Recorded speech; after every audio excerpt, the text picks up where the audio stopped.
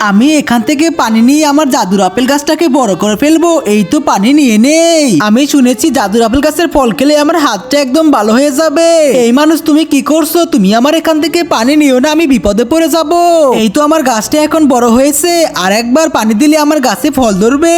আরে তুমি কি করছো? আমাকে বাঁচাও, আমাকে বাঁচাও। এই কুমিরটা তো আমাকে খেয়ে নিল, প্লিজ আমাকে বাঁচাও। আরে এই পাইপ দিয়ে সাহায্যের আওয়াজ আসতেছে, মনে হয় জলপরীটা বিপদে পড়েছে। এই তুমি কোনো চিন্তা করো না, আমি তোমাকে বাঁচিয়ে নিব।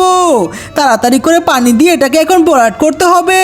আমি তো অল্পের জন্য ওর হাত থেকে বেঁচে গিয়েছি, আমার শরীরটা একদম ক্লান্ত। এই তো আমি একটা আইডিয়া পেয়েছি। এই জাদুর আপেলটা দিয়ে আমি এখন কি করব?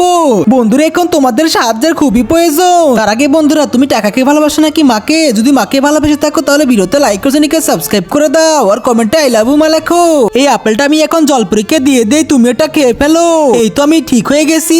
দাঁড়া, তুমি কোনো চিন্তা করো না। আরে আমিও তো ঠিক হয়েছি।